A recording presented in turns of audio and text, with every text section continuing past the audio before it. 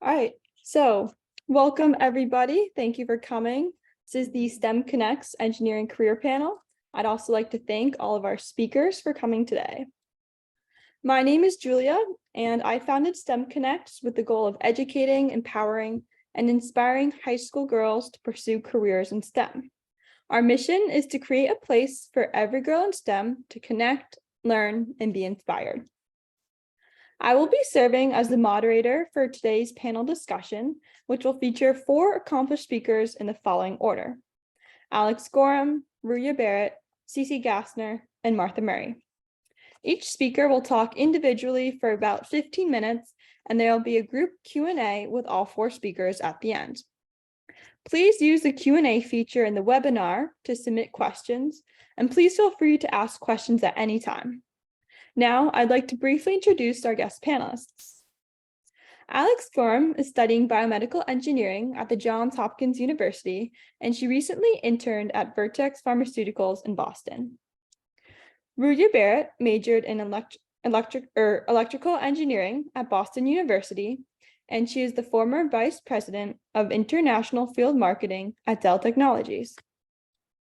Cece Gassner studied biomedical engineering at Duke University, and she is currently the Vice President of Research and Economic Development at the Texas A&M University. And finally, Dr. Martha Murray majored in mechanical engineering and now serves as the orthopedic surgeon-in-chief at Boston Children's Hospital. For more information about STEM Connects and to stay updated about future events, you can visit our website using the QR code or the link here.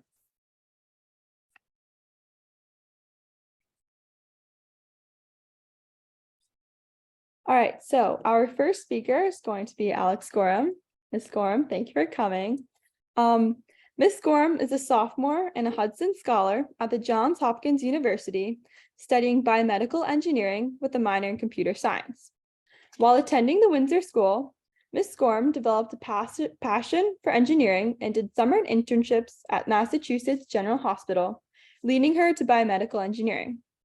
This past summer, Ms. Gorham worked at Vertex Pharmaceuticals in Boston as a research cell intern, where she assisted in developing curative cell therapies for type 1 diabetes.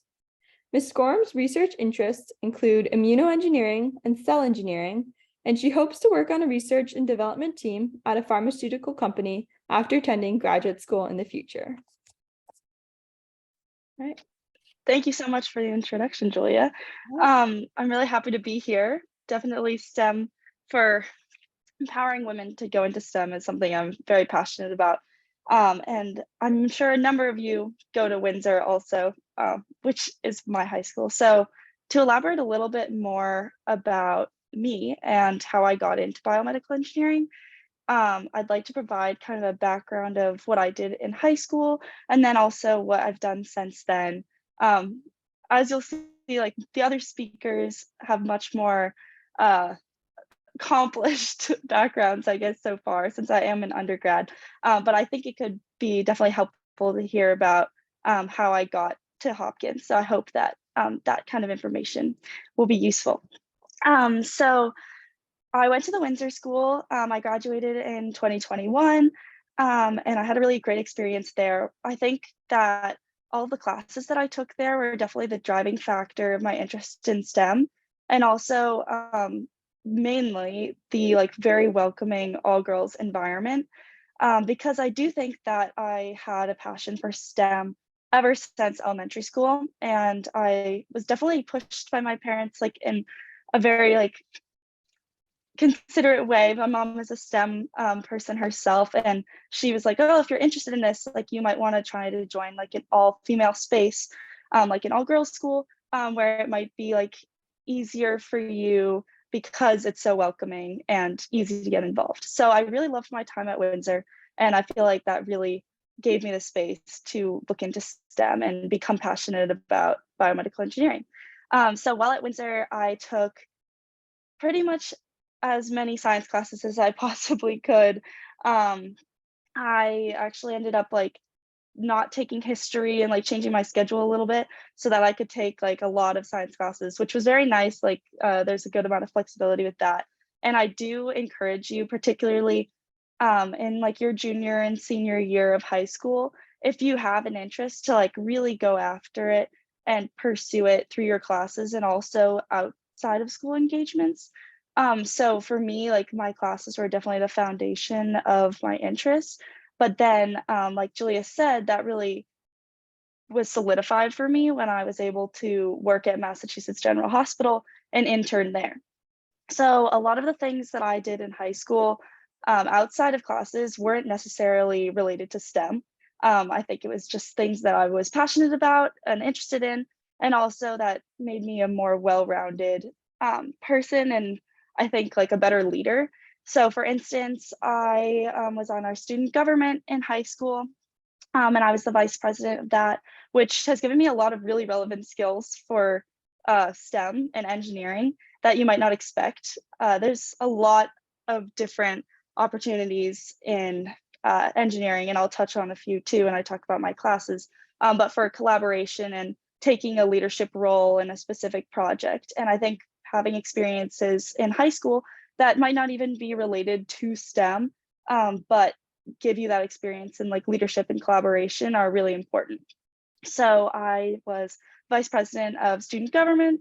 I was also involved with the newspaper, which is completely not STEM, but I think has made me a much better scientific communicator. And I think that that's also a really important skill, because if you're able to share what you know and like the knowledge and engineering that you're doing, then that's much more useful than if you can't effectively communicate it. So I did that, and I was also in the yearbook club, so completely a separate interest. So I really do think that you can still have time to do things that you want to do, and you don't have to solely do engineering and STEM things at all times to be able to get into the school you want or to be good at the fields. I also played sports for 2 seasons of every year of high school, and I was the captain for varsity volleyball and varsity swimming my senior year. So I definitely spent a lot of time doing those, also like club teams. So it's definitely doable to still do things that you're passionate about and that you're interested in. And I'm actually still play club volleyball at Johns Hopkins. So I definitely encourage you to like hold on to other passions that you have too in STEM. And there's always ways that they intersect. For instance, like with volleyball, that was actually another thing that contributed to my interest in biomedical engineering, because I had an injury in high school, and a pretty serious injury, but I spent a lot of time like in the doctor's office for my back, and like saw all of these really interesting feats of biomedical engineering like working on me. And so that was something that inspired me even more to pursue that. So then to touch on the internships that I did do in high school, at Massachusetts General Hospital, my first summer, I worked in the Boland lab, and I worked for Dr. Boland, who was investigating the different treatments that were used on melanoma, and their efficacy. So how well they worked on specific different types. So the most common type of melanoma is cutaneous, which is the one that most people think about. But then there's also acral and mucosal melanoma, which are much less common. And the treatments that are commonly used for cutaneous don't necessarily work as well on these different, more rare types of melanoma. So I was working in her lab trying to find how effective the treatments were on those more rare kinds. Specifically, I focused on mucosal melanoma, which occurs on like the mucous membranes. So like in your throat or like your mouth, which is much more rare as you would expect, but is then treated the same way, but to like less effectively. So I was doing mostly day-to-day work with like staining slides, and that experience really gave me so many skills in the wet lab that I had never experienced, and really solidified my interest in research. So I do encourage you all, I know it's easier said than done, but to try and get like a research experience or an engineering experience in high school, in something that you think you might be interested in. It doesn't have to be what you know you want to do or anything like that, just so that you can get a sense of whether it might be something you want to continue doing. because for me, I had a really great experience that summer working at Mass General, and I realized I really liked working in a wet lab setting, and that was something I wanted to continue doing. But I also learned from it that that was more what they call basic research, where you're looking like to discover things as opposed to translate them and bring them to patients, which is a more like engineering approach. So I realized that I really liked wet lab, and I was more interested in what would be translational research as opposed to the basic research that I was doing, because it felt a little bit removed from patients. So I combined those and was able to figure out that I was interested in biomedical engineering, which is really what helped me get to where I am now. And since then, I've also had a number of other internships or short experiences. I worked at the same lab actually online before my senior year because it was the summer of 2020. But I interned with the same lab online, which was great. And I was working on slightly different projects, more data-based since it was online. So doing some like analysis of different patient data, which was very interesting. And then also I worked on a meta-analysis project on HCV transplants. So transplanting kidneys, lungs, and also hearts that were HCV positive donors to HCV negative recipients. And I worked on a meta-analysis, which is like a large review of data from all over the country on the efficacy of that and whether the recipients actually got HCV from the donors or whether it would be effectively managed by the different drugs that they were giving them. So that was very interesting also. And I think those two experiences, along with my senior year project at Windsor, like we call those the ILE, but I spent a month working with Dr. Rottenberg at the Memorial Sloan Kettering Cancer Center in New York and on her project, which was much more computer science based, where they have an algorithm there that is working to detect melanoma. So you give it a picture and it will give you whether it thinks it's melanoma or not, and also a degree of confidence in its diagnosis. So they have this algorithm and they were really looking to make it more accessible for doctors to try and start testing it in clinic. So what I did is I worked with her to create a prototype of an app for the same algorithm that worked with the website they were already using to be able to make that more accessible.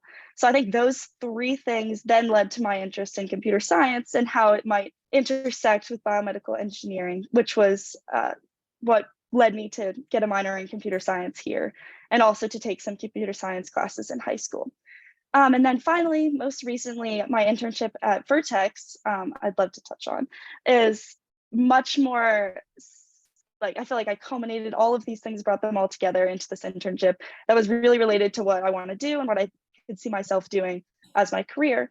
So I worked, as Julia mentioned, on the type 1 diabetes cell therapy research team. So what they're doing at Vertex is they found a way to engineer stem cells to become beta cells, which are the insulin producing cells in your body that you need to regulate glucose levels. And in people with diabetes, those cells do not produce insulin, or they might not have those cells at all. So they have found a way in the lab, primarily through the Melton lab, which was at Harvard, but Doug Melton actually just got hired by Vertex. But if you're looking for like the background in this, it's all associated with the Melton lab. But they found a way to engineer the cells and to help them go through their normal differentiation process to become beta cells and produce insulin outside the body. So they were able to like guide these cells basically to become the cells that they want, the insulin producing cells. So I worked on a team. Sorry, I'll wrap up. I worked on a team that was doing this process and trying to make it better. So produce more beta cells and make the yield higher, because there are also other cells that sometimes come up when you're working with this, but you want it to be as many beta cells as possible. So I got to run experiments of my own and test different factors and see how they changed like the beta cell yield. And it was very interesting and definitely had direct patient outcomes, which is exactly what I was looking for because they are in FDA clinical trials right now. So I feel like that was very like translational and brought together everything that I was very interested in. So I don't want to go over my time, so I'll save the rest for Q&A, but yes, all right, I'll pass it on. All right, great. Thank you so much. Those were amazing experiences, and I'm sure we'll hear some more about it during the group Q&A. Our next speaker is Ruya Barrett. Ms. Barrett is the former Vice President of International Marketing Programs at Dell Technologies. At Dell, her team made recommendations for programmatic marketing strategies across 20 countries and coordinated international strategic initiatives. Ms. Barrett has held several other executive level positions, managing teams across a range of geographic regions, channels, industries, and business models at both large technology companies such as Hewlett-Packard, EMC, and Dell Technologies, as well as first-to-market startups, including the converged infrastructure company BCE and SaaS startup company Storage Networks. Ms. Barrett received her bachelor's in electrical engineering from Boston University, as well as an MBA degree from Northeastern University. So Ms. Barrett, thank you again so much for coming. I believe you mentioned that you had some slides prepared, so would now be a good time? If you want to. Yeah, absolutely. Thank you very much for that introduction. And Alex, thank you. And you accomplished a ton. So kudos to you. And I learned a bunch of stuff listening to you. So that was great. Thank you. Let me know if sharing is on. Like Julia said, my last position was in marketing. So I've got content and slides for you. I just think I'm a very visual person. It says host disabled, Julia. Oh, sorry. Sharing. Sorry. Okay. It should be working now. Okay. So I'm just a very visual person. Let me know if you guys can see the slides. I just wanted to kind of share a little bit about who I am before I dive into my career path. But that's me right there. My husband, Mike, and my two sons. I have two boys. This is actually not a recent picture, but these are what they look like now. One of them just started college, and the other one is just actually a freshman at Taft. So two boys, and I also have two fur babies. I was talking to a friend of mine and told them I was an empty nester, and she asked me if I had dogs. I said yes. She's like, nope, you're not an empty nester yet. And she is absolutely right. I actually worry more about my dogs sometimes than my sons. I actually am an immigrant. I came to the US actually freshman year of high school. So my parents and I came from Turkey. And all my family and my grandparents, who are these pictures, my ancestry, are pretty much Turkish. One side is from, what is now Greece, and the other side is what is now Russia. But, we came directly from Turkey. What I like to do on my spare time, other than, working, working hard and enjoying doing the things I do for work, is travel and spend time with friends. I just recently took sabbatical. That's why Julia keeps saying former. I left Dell a couple of months ago, and I'm enjoying my last summer, enjoyed my last summer with the boys, and enjoying some rest time after a really intense period, as you guys know, with COVID. All right, so professional overview. So I have, studied engineering out of school. Like Alex's parents, my parents were also really instrumental in me selecting STEM, especially when I went to school. I know STEM is still not very popular with girls, and a lot of girls are anxious about getting into STEM. But when I went to school, I think there was 100 male students to every female student, even at BU, and especially in electrical engineering and, the harder, engineering fields. But my dad and mom, both college professors, really thought, getting a degree in an exact science like electrical engineering would be really helpful. And I didn't really know any better, and I wasn't particularly interested in liberal arts at the time. And, their argument made sense to me. And I was always strong in math and problem solving type things. So I went to Boston University, got my BS in electrical engineering. After Boston University, I actually went into hardcore engineering because, again, when you go to a college and you're studying engineering, you don't know where that's going to lead. There is hundreds of engineering solutions and paths you can take with a engineering degree.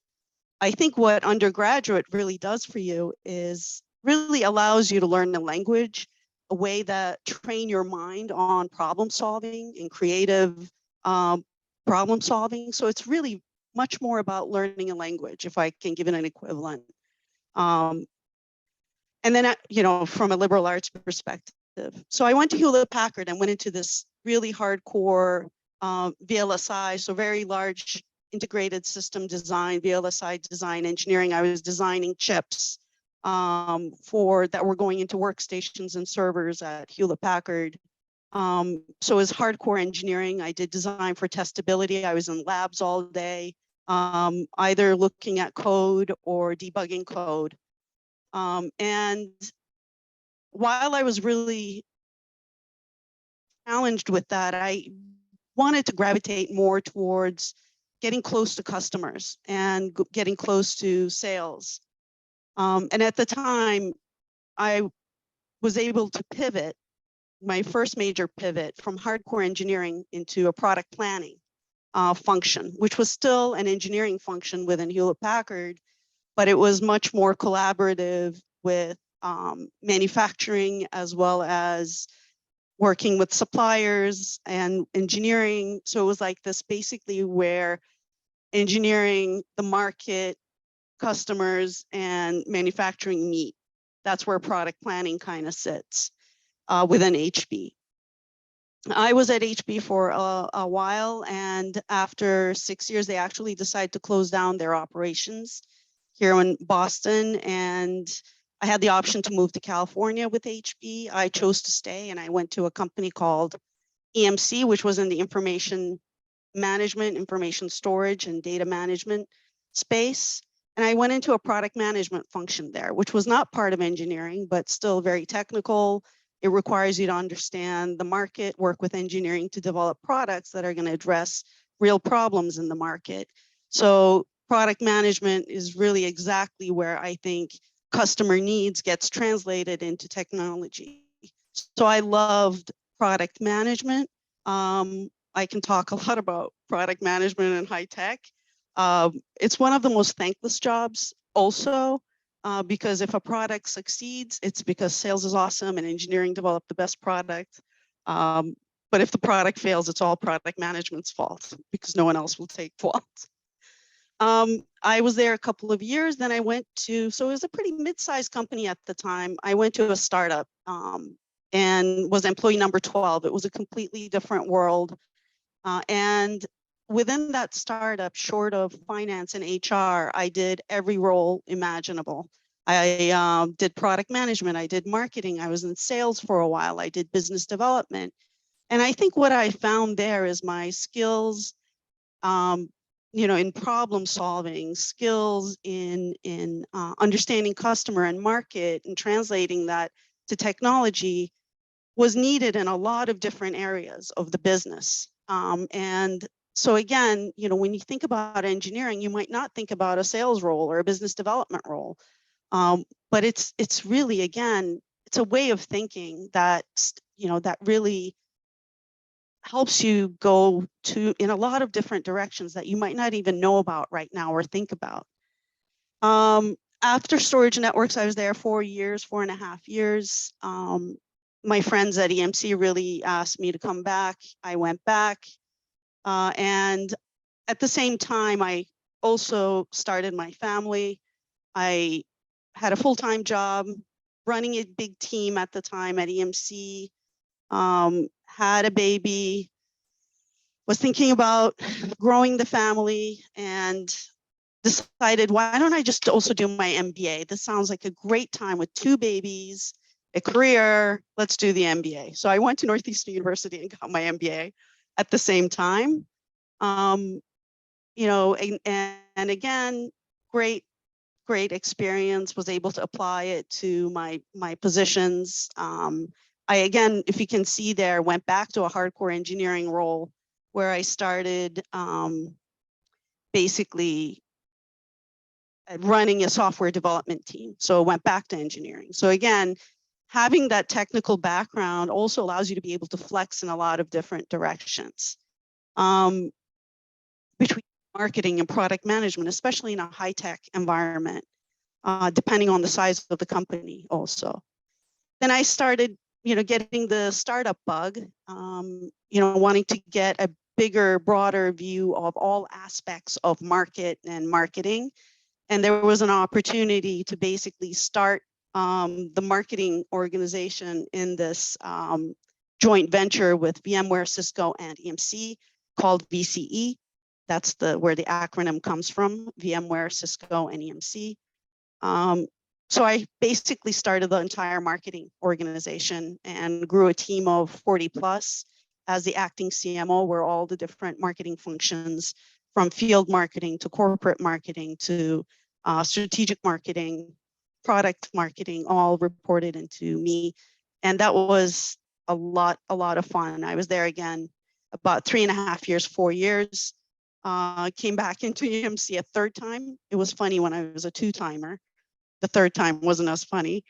And at the time, basically started doing product planning and product marketing at EMC for an ex-boss of mine who wanted to have me back and help her in her new role, running all of services. And I did that. Dell acquired EMC. That was a big pivot moment again. And there was a lot of moving chairs in the executive ranks. Again, a former boss of mine asked me, she was running a big business unit, asked me to come basically take over marketing for her because the business needed help and growth. So I started running data protection and cyber recovery marketing business for Dell. It's about a $2.8 billion business. And it was a lot of fun. Again, did that about 3.5 years and decided that I really wanted to, you know, in my next life, which is what I'm going to be looking at next, look at a CMO type role in a small to medium company, which is what I enjoy. And I really wanted to get a much more in-depth view of field marketing. So this is where sales and marketing meet out in the field, literally. So marketing is running events in the field, working with sales, trying to develop leads that they can then go call and close, you know, sales and generate revenue for the business or get new buyers. So I really went into international field marketing, which allowed me to basically see the world from a completely different perspective, especially since I've always worked for a US-based company. The considerations in Latin America or Japan or China are completely different when you're looking at how to bring product to market, how to market what their expectations are. So getting that combination of field marketing as well as international was a great opportunity. Right at 2020, you guys know COVID hit. So I was also looking forward to traveling to Australia and Japan. I ended up basically in this room for 2 years with hours around the clock, working at 2 a.m., 6 a.m. calls. And that's why I'm on sabbatical partly. So that's really me in a nutshell. Thank you. Hopefully I didn't go over. Julia, how am I doing on time?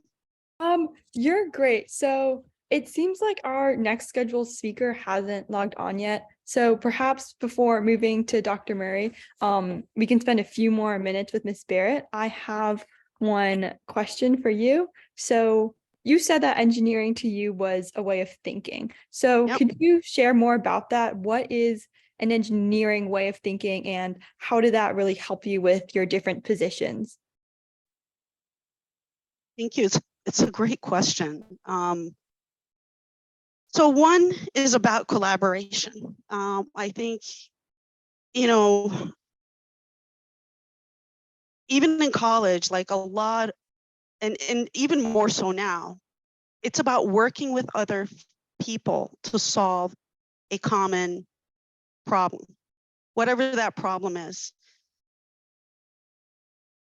Looking at all the alternatives that are already in market that can solve that problem, and making a better solution, or creating a solution, or solving a problem that people didn't even know existed, right? That's like the more innovation type market introductions, like, oh, I didn't know I needed that product, but God, it's awesome now that I have it. So it's just really learning about, thinking. And my son is now at Babson College, and we were talking about, business. He's decided, I tried so hard to get him to STEM and study engineering or computer science, but he decided to go marketing and business right away. And he was talking about accounting. And one of my things is like, look, and hey, I have to take like 6, 7 accounting classes. And my feedback to him was, look, you've got a lot of skills that will make you a leader one day. You know how to present yourself. You're very, personable. You're great communication skills. You're a great negotiator. But you need to know, if you're going to go into finance and do all these things and have aspirations to become a leader, you need to understand the foundation. And that's what engineering is too. Like, accounting is the foundation for any finance-based maybe role. And so is like an engineering education, in my view, to any of the hundreds of options of problems that engineering can solve in the world. So I think that's why I say it's a type of a language. It's learning a language and learning a way of thinking in terms of problem solving. That's all it's about. And whether you use Fortran or Pascal, which are dead languages, right, or C++, it doesn't matter. Like, the tools might change, but that way of thinking is really, really important. I hope that helped, Julia. That was a really long answer to what did you mean by that, but. Oh, no, that was a great answer. Thank you. And then we just have one final question for you right now. And so that's, what were the most favorite and least favorite aspects of your prior positions? And what were some of the biggest challenges you faced along the way? Okay, I think the most favorite and least favorite are always the same thing for me. It's people. So I don't know. I read Sartre. I don't know. There's there's this no exit story of his, and it talks about hell being other people, basically. So some of my job experience always had to do, my least favorite ones had to do with my connection to the leadership. So what I have been really good at, and you can see some of the job pivots I've made, were always picking to work for a leader that I respected, that I trusted. And my most favorite positions have been working for people that I really, really liked and liked following and liked helping. And my least favorite positions have been working for leaders that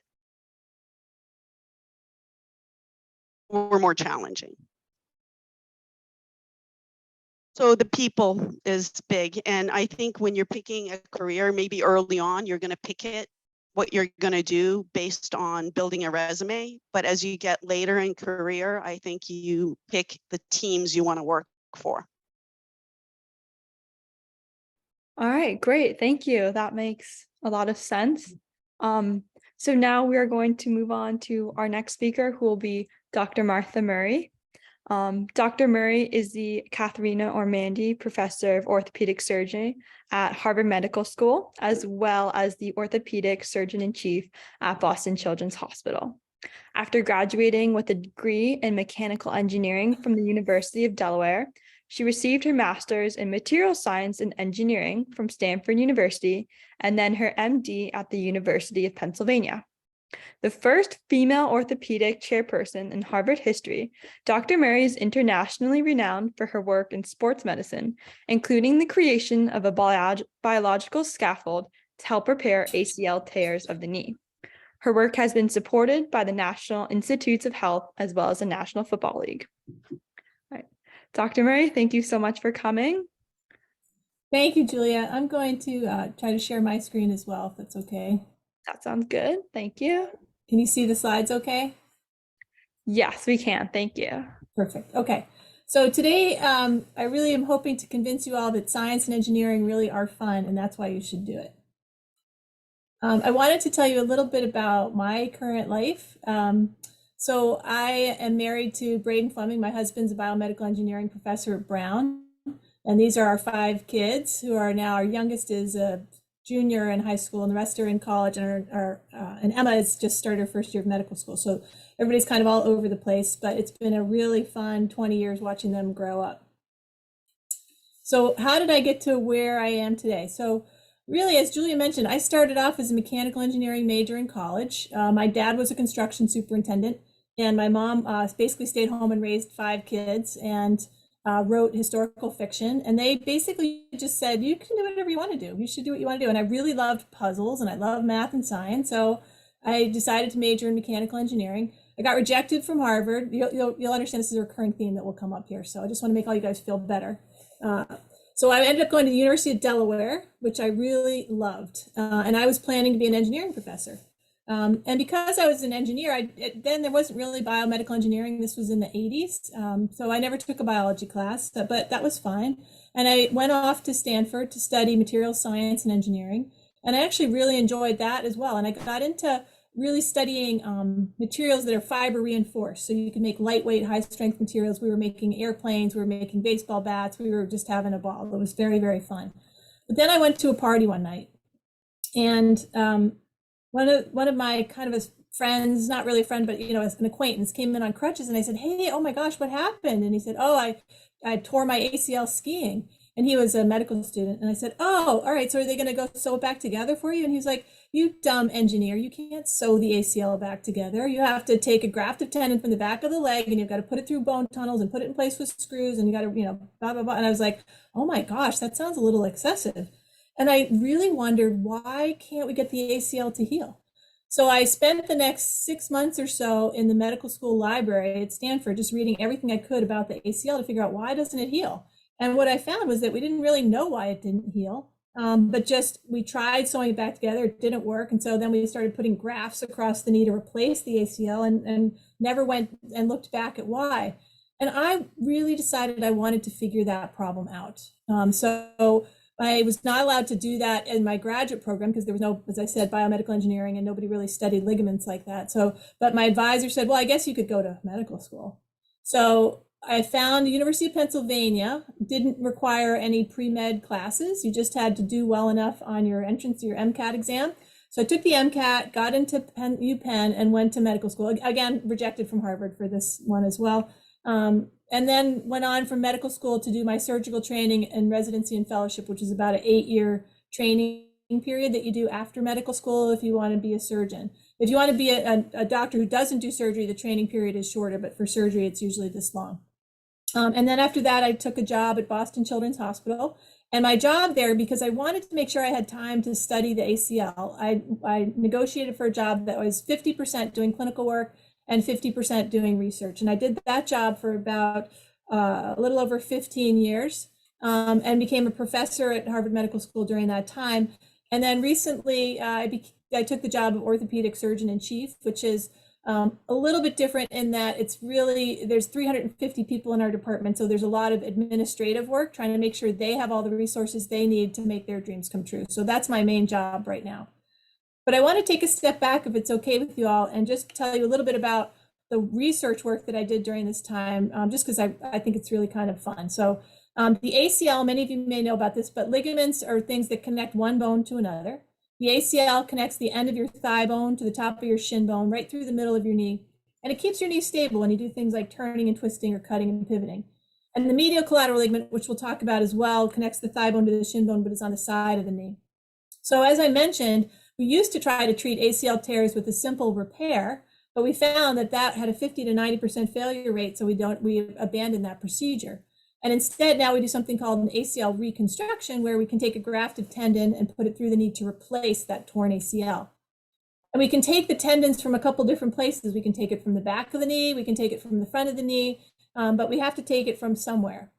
And our thought was, well, rather than doing that where we have to take a graft from someplace else and put it across the knee, could we do something to stimulate healing of that ACL? Could we put like a scaffold or a sponge between the torn ends and maybe add some growth factors, or how about even some like stem cells or something cool like that? And could we get the ends to heal? But we took an engineering approach at this point. We said, all right, rather than just guessing at what it would be, what if we went back and tried to figure out why did repair of the ACL fail in the first place? What could we find out what the boundary conditions are around this problem? Now we know that other tissues heal on their own, sometimes with suture repair, but sometimes just on their own. Things like the medial collateral ligament of the knee heals uneventfully in a brace. So what was different between the ACL and the MCL? So we went back and systematically did a series of studies where we looked at the basic biologic processes that were occurring in the ACL and the MCL after injury. And by comparing the tissues and how they responded, one going on to heal and one not, we were able to find what we thought was the defect preventing ACL healing. So what did we find? So if we compare the response to injury in these two different ligaments, we find that in the medial collateral ligament, which heals, cells grow after the ligament tears, happens in the ACL also. Can those cells move? Yep, they can crawl around if they need to. Can they make new ligament tissue? Yep, the cells in both ligaments do that just fine after injury. But does a bridge form over the wound site? We find that it does for the MCL, but not for the ACL. And so what do I mean by that? If we take an animal's knee and we make a little slit in the middle of the medial collateral ligament and a little slit in the middle of the ACL ligament, and then close up the knee and then go back a week later and see what's happened to those wounds, we see in the medial collateral ligament shown here on the left that defect is filled in with, can you see all that red stuff? That's a special stain that's staining for a growth factor consistent with healing. So this is basic fibroblast growth factor where red is a positive stain. So you can see the wound is filled with all that good red stuff that's going on to mark healing. But in the ACL, there's not only not a lot of red, there's just a lot of nothing, like the hole is still there. So we wondered, well, why was there no filling of the injury site for the ACL? And if we think about how wounds normally heal, when we get a wound, the wound fills with blood, the blood coagulates with something called thrombin to make this sticky clot, or sticky clot that forms in the middle of that wound. And that sticky clot is what the cells can crawl into and then gradually break down as they replace it with healing tissue. In contrast, what happens inside your joint is that your joint always has something inside it called plasminogen. So when you have OGEN on the end of an enzyme, it means it's an inactive form. So it's just hanging out there in your joint fluid, not doing anything until you get an injury. And when you get an injury, the cells lining the joint upregulate their production of urokinase plasminogen activator. So basically, your joint gets flooded with this enzyme that's designed to break down clot when you get an injury. And so you may get bleeding into the knee joint, but as quickly as that network can form, it's getting broken down by the enzymes in the fluid. So ligaments and structures that live inside joints have this real problem with trying to heal, because the normal thing that forms and makes that early structure in the wound site to allow for healing gets dissolved too quickly. So again, this is why we think tissues inside the joint don't heal, that the bridge in the wound site gets dissolved too quickly. So on the top, medial collateral ligament, ends tear, bleeds, blood coagulates between the two torn ends of the ligament, making that beautiful healing environment, and the ligament goes on to heal. In contrast, in the ACL, even if we try to sew it back together, without getting that blood to coagulate in between those two ends and make that nice healing environment, the tissues just can't heal back together.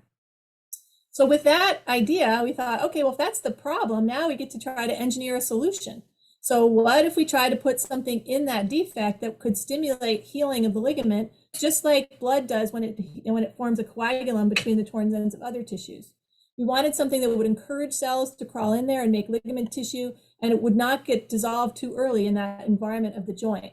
And then we thought we would add some stitches to this to get some strength in it. This is a bridge enhanced ACL repair. And so this is, I'm going to see if this will play. This is just a cartoon, basically. This is what the idea is for bridge enhanced ACL repair. So this is a knee, and that big structure in the middle, that's the ACL. And you're going to see in a minute, they're going to draw it being torn. So there it tears. And the end dissolves, the end bleeds, but the blood dissolves through the joint instead of forming that coagulant between the two ends. And then here you can see we put some stitches in when we do a repair. But then we put this nice sponge in the middle of the notch between the torn ends. And while the patient's under anesthesia, we can draw blood from their arm, and then we can add that blood, which we know has all the right good growth factors to stimulate ligament healing. We can add that to the sponge. The sponge can soak it up, and the sponge basically stabilizes the blood where we want it. So it forces that clot to form where we need it to be, right between the torn ends, and we use the stitches to gently bring the two ends close together. And then the tissues can heal in through that sponge. The sponge gradually dissolves, and then we get a healing ligament. So that's the basic idea of bridge enhanced repair. So we went and tested, the next thing we did was we tested this in a fit for purpose model. So we developed an animal model where we could surgically create an ACL injury, and then we could treat one group with a bear with the bridge enhanced ACL repair and one group with stitches only. And then we could look at how does it look a few months later? How does it look on imaging? How strong is it? And how does it look under the microscope? What we found was when we did this in the animal model that this sponge actually was populated by cells within a week. It took a little bit longer for nerves and blood vessels to grow in, but they didn't come until around week 4. We also found that this repaired ligament was as strong as an ACL reconstruction. An ACL reconstruction is when we take a graft. So we could make the ligament heal, and it would be just as strong as the graft was at 3 months. And then we also showed that it was just as strong at a year out from surgery. So we found that this was working pretty well in our animal model, but now what do we need to do? It's great, if your pig tears its ACL, we've got the right answer for you. But what if we wanted to move it to people? So there's this little group called the FDA that if you want to take something experimental and move it into people, you need to call them. So we did, and we said, what tests do you want us to do? They said, well, if this doesn't work in a person, they're going to need another surgery. So that means this is a high risk device. So we needed to do a lot of testing to make sure it was safe as possible before we went to humans. And we were okay with that. So really the FDA then brought in a whole team of experts that helped us figure out what were the right tests to do, how could we do them, when would we decide if the results were good enough to move forward to the next step. They were extremely helpful. And with their help, over about 3 or 4 years, we were able to complete all the testing that we needed to do. And then the FDA gave us permission to try this in 10 human patients. So that brought us to our BEAR-1 trial. This is our first human trial. And this had 10 patients having bridge enhanced ACL repair, and 10 patients had an ACL graft or reconstruction, where we remove the torn ACL and replace it with a graft of hamstring tendon in this case. And what we found in that study was that the BEAR procedure had good safety outcomes. So no patients rejected the scaffold, nobody got an infection, and none of them retore. And at 2 years, patients who had the bridge enhanced repair, when we compared them to the patients who had a graft, felt their knee was doing well. They felt their knee was stable. They had better muscle strength actually in the operated leg, probably because we didn't have to take a graft for them. And they had more normal ACL anatomy. This is one of our patients at 3 years out from surgery. Fortunately, he sent me this picture after he did the Ironman. I would have killed him. I was like, what are you doing? You're driving me crazy. But he was very happy. You can see his knee doesn't have any swelling in it. He's been really pleased with how his knee's been doing. So with that data on the first 10 patients, we went back to the FDA and said, it looks pretty safe in these first 10. Can we try it in some more patients just to see if, to make sure that we're catching everything here and we really understand how this performs. So in that trial of 100 patients, we were able to, with 65 patients having BEAR and 35 patients having a graft, we were able to show no patient got an infection, there were no immune responses or allergic reactions, and we didn't have to take any of the sponges out. They all dissolved over time as they were designed to. And in that study, we were able to show that the BEAR procedure in a randomized controlled trial of this larger number of patients looked like it was safe. So again, we had no infection or rejection, and now we've done over 300 patients with this technique and still have no infection or rejection. But there's still a lot of work to be done. And in the randomized control trial, we also showed that the patients had very stable knees, and the patients thought that their knees felt really good. And so we found that the results were very similar to an ACL graft, but less invasive. So the patients had better strength after surgery. And with that data, we were able to get FDA approval, and now this device is in commercial use. So it's in use across the country at different clinics. So that's why we have more patients now. So what work do we still have to be done? Well, there's always more work to be done. So we'd love to figure out how can we help patients continue to do even better. Are there improvements to the surgical technique we can use? Is there a better thing to use than whole blood to stimulate healing? Can we change the exercise program that patients do after surgery and make their outcomes be better? But we really do hope that maybe someday it'll be normal to save the ACL. So I'd just like to acknowledge our clinical trials team. This is a project that has required a lot of people to work on. And I also wanted to note, especially in our preclinical team, we have a lot of college students that were involved in the animal studies and the preclinical work, and they were really helpful. So I encourage all of you, as you go to college, if there's labs, if there's areas that you're interested in, to try to get involved in a lab, because it is really fun and it gets you good exposure to some of these types of projects. And finally, I'd like to acknowledge our funding support. And that should be it. So thank you very much for your attention. Thank you so much, Dr. Murray. So if it's okay, I'd like to ask you a few questions, and then we can move to questions for all of the panelists. And then again, for audience members, you can submit questions for the group Q&A using the Q&A feature through the webinar. So for Dr. Murray, I really appreciate you sharing your history, including some of the challenges you faced, like, as you mentioned, getting rejected from Harvard. So I was wondering, what advice would you give to younger students about these types of temporary rejections or challenges? Well, the worst part about Harvard was then my younger sister got in, and she has never let me forget it, right? So I think my advice would be that you're going to do great, right? You are, just like things sometimes just happen for a reason. It could have been if I had gone to a different college, I wouldn't have gotten as involved in fiber reinforced materials research, which was really good at Delaware. And who knows what would have happened after that. So I think just follow your path. There's lots of opportunities everywhere to do really great things, and where you go is not who you are. I think that's probably the biggest message. Just make the most of your environment and wherever you are. That's great. Thank you. And then also, I know you recently took the position of orthopedic surgeon-in-chief at Boston Children's Hospital. And so you are the first woman in Harvard history to become the chair of orthopedic surgery. So on that note, how do you feel that being a woman has shaped or influenced your overall journey in STEM and medicine? It's a really good question, Julia. I never really thought of myself as like a woman engineer or a woman orthopedic surgeon. I always just kind of thought of myself as an engineer and an orthopedic surgeon. I think, and I hate to make generalizations, but I will make just one. I do think that women sometimes have the benefit of sometimes they're stronger in their communication style. They can be more inclusive, which can make the team work better. But I also think they tend to be better communicators. There are a lot of men who are excellent communicators, but I just think in general, sometimes we have a little bit of an edge there. And so I would say use your strengths to your advantage, whatever they are. If you're a good communicator, take a job where that's a key skill. If you're a good scientist, or you're good at math and numbers, find a job where that's an important skill to use. So play to your strengths. All right, thank you. So I would now like to start the group Q&A. So I'll be asking some questions now for all of the speakers. So for the first question, maybe we can first start with Ms. Barrett, and then Ms. Gorham, and then Dr. Murray. So what are some tips that you have for becoming a better communicator, especially when working in teams?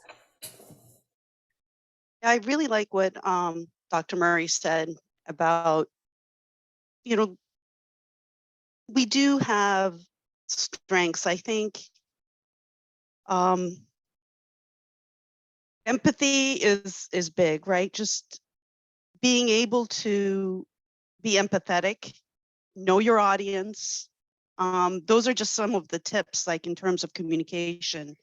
Know your audience, just understand what it is what information they're trying to get out of the conversation, and really focus in on trying to help them. That's what I guess I mean in communication with empathy. The other thing is it's a muscle. I mean, communication, I still get nervous in big presentations when I'm going on stage, and I've done it so many times in my career. And every time I feel like I should take a barf bag with me up on stage because I might have to use it. But it's really, if you know the subject matter, I think that builds a lot of confidence in presentation or communication. If you know the subject matter, a level of anxiety is taken off your shoulders, because some of that anxiety and anxiousness about presenting or communicating has to do with, am I going to be able to answer the questions? And I think just preparing, doing dry runs, especially if you have like a big communication or a big presentation to give, are, you know, important things to do. And I gave a couple of examples for how you guys can start, you know, preparing now. Join the debate club, you know, learn how to debate your point of view, you know, where you can disagree without being disagreeable, and really kind of present your case for what it is you're, you know, what problem you're trying to solve and how you think, what your unique perspective is. The other one is Toastmasters, things like Toastmasters, where, you know, you learn how to kind of give presentations and talk about different topics.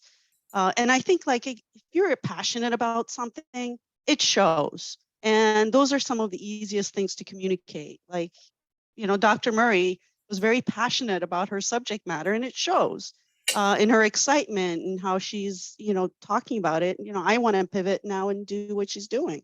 So again, those are just some of my recommendations for how to feel more comfortable. Know your subject matter, know your audience, practice, practice, practice, learn the subject matter.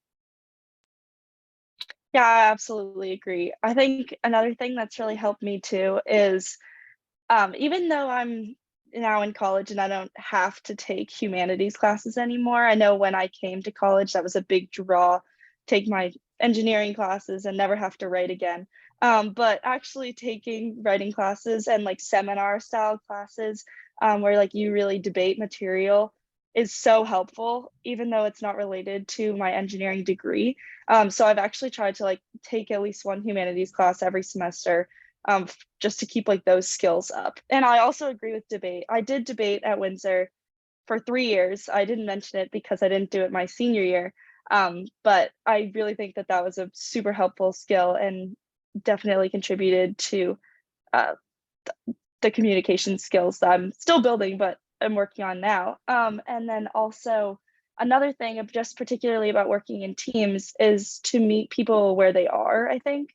Like, I think it's really important that everybody in a team is on the same page and like fully understands what they're doing and like why everything is happening. And like, if you can communicate that and get everybody on the same page, it makes working on a project so much easier and much more fun too. So I think just meeting everyone where they are and taking the time to make sure everyone's on the same page in a group collaborative environment is really helpful.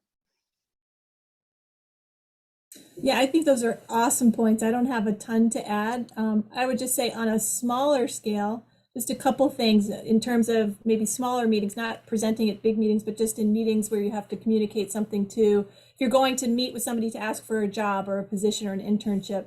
One thing I would say is try to think of what do they need. You know what you need, but what do they need? Is there a gap or something in their lab that needs to get done that you could help with?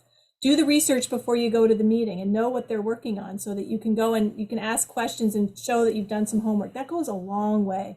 And then the only other thing I would just say is there's a quote by, I think it's Maya Angelou, which I just love and I think about all the time.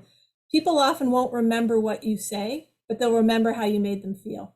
And try to think about that when you're meeting with people, whether they're on your, your peers, whether they're your superiors, whether it's somebody who's working for you.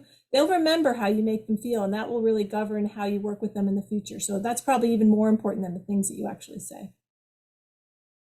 Those are all great responses. Thank you so much. So for our next question from the Q&A, this is directed for Ms. Gorham.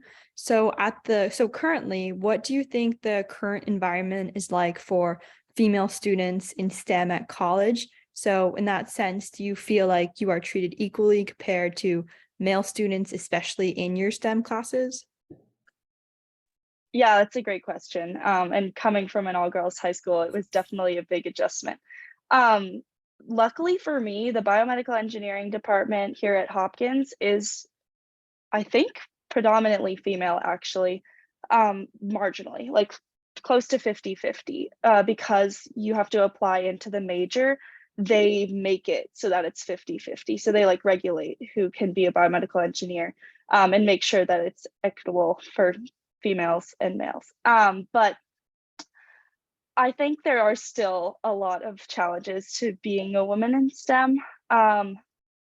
Primarily, it's more of like the culture, I think. Like coming from an all-girls school, I feel like I've been very confident in being able to speak in classes and share my ideas in group projects. But what I have noticed is that a lot of women are not as comfortable with that. And I think that's because people don't make the space and make them feel comfortable.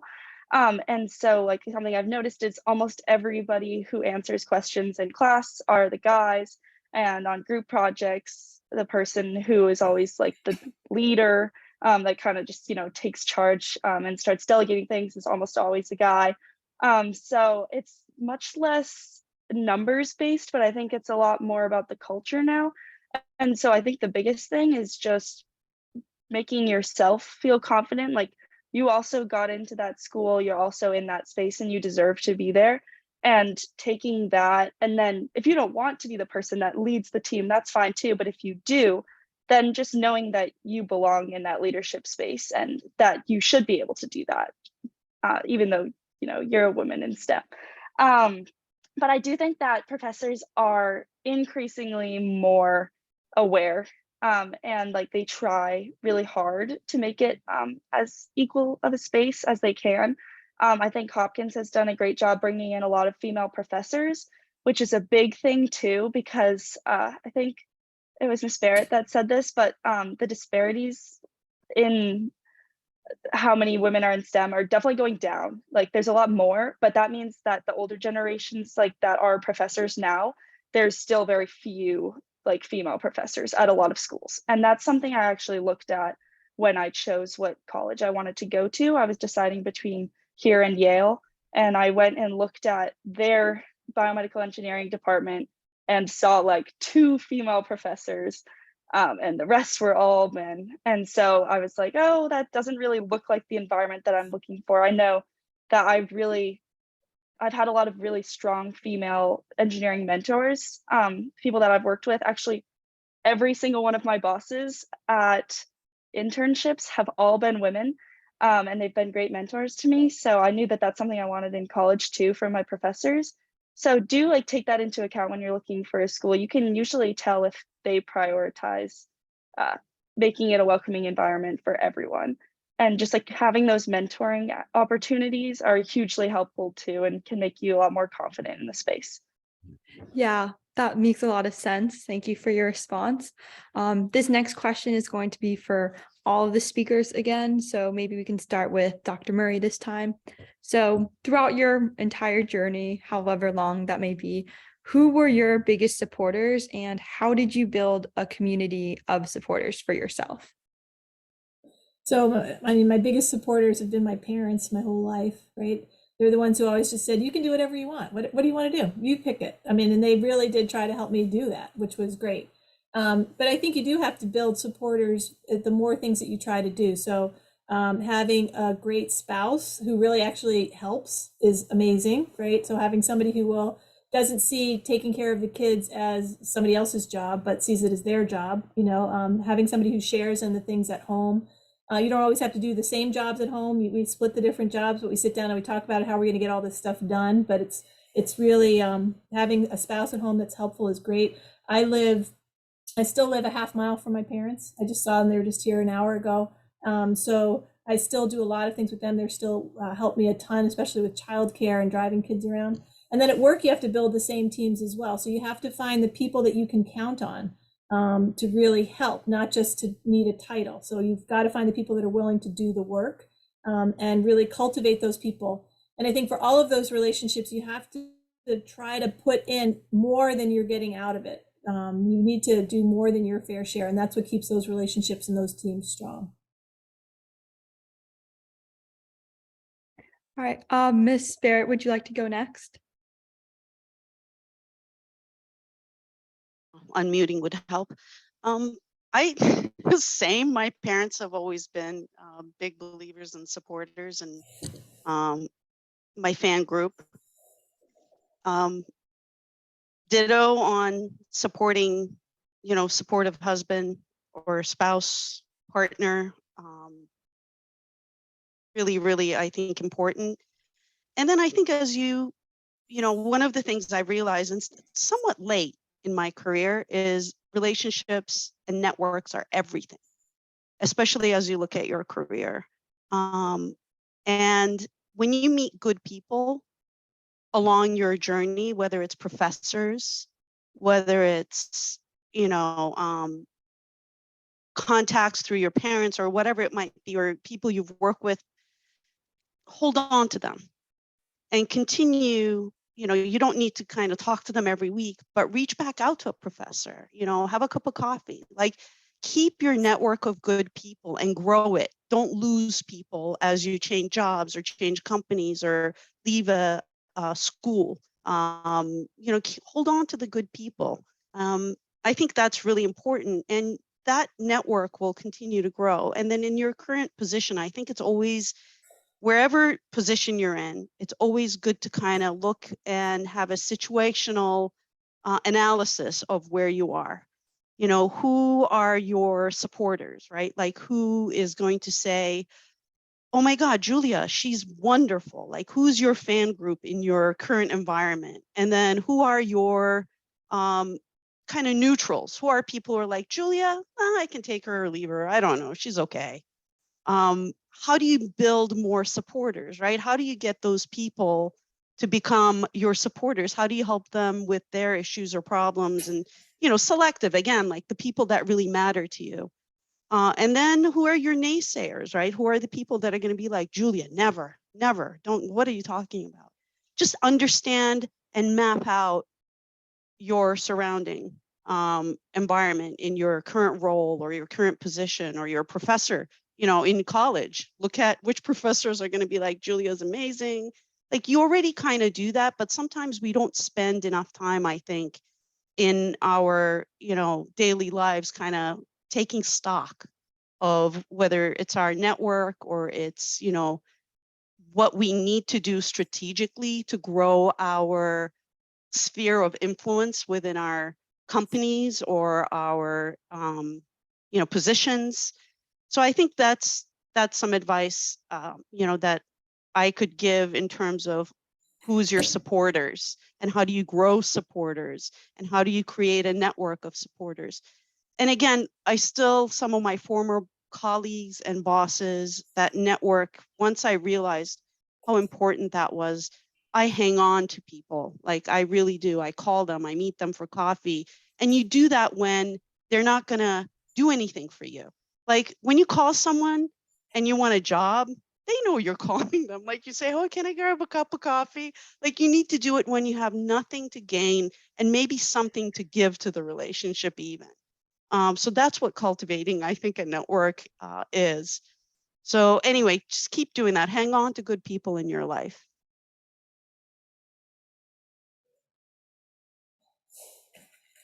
Yeah, I can jump in. I don't have much to add. I think you both summed it up really well. My parents have always been my biggest supporters. They were actually here today too. It's Parents' Weekend, so it was really nice to see them. But I think in a college environment, building a network it's crucial for sure. Like professors, and then also just like your peers, like the people that you go to college with are going to go off to do amazing things, and they do amazing things in school.